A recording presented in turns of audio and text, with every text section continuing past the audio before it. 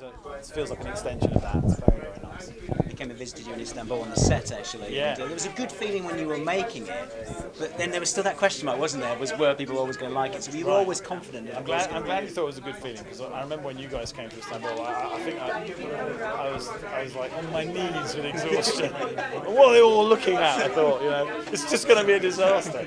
So, it never felt like it was, we ever knew for certain what we had until the premiere, literally the premiere. And I could feel in the audience a real excitement, and that was the moment. Empire's obviously because the fans are voting for this one. So does it feel particularly sweet that it's picking up a lot of the prizes tonight? It's been great. It's fantastic. I mean, exactly as I say, because it's the readers, and it's a different kind of award. It doesn't feel like it's been given by critics, or it's been given by, it's just sheer enthusiasm.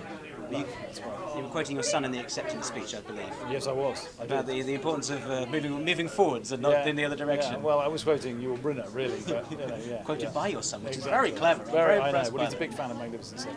So where do you head from here? I know you've been asked about the next Bond, and we've just spoke to all the producers, and they want you back. Oh, I know. They've been very sweet.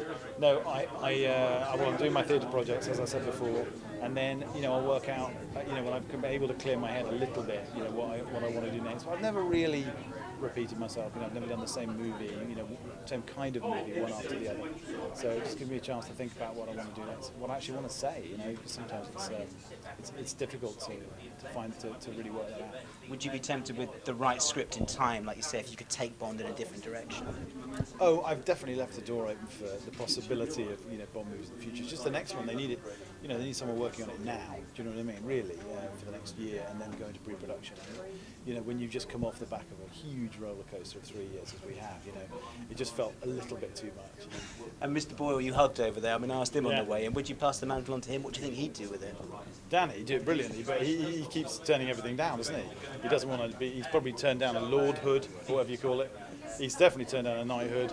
He's turned down, he'd be brilliant. He's a brilliant filmmaker, but he's never. One of the things I admire most about him, he's quite different. He's made it in a very different way to me, in the sense that, he very much. I did a Q&A with him about 4 days ago for the Directors Guild, the UK, and he really is still working with the people he worked with 20 years ago. He works very much on the same scale. I can think of very few that he always has. I think very few people who've stayed so in touch with who they were when they started as Danny.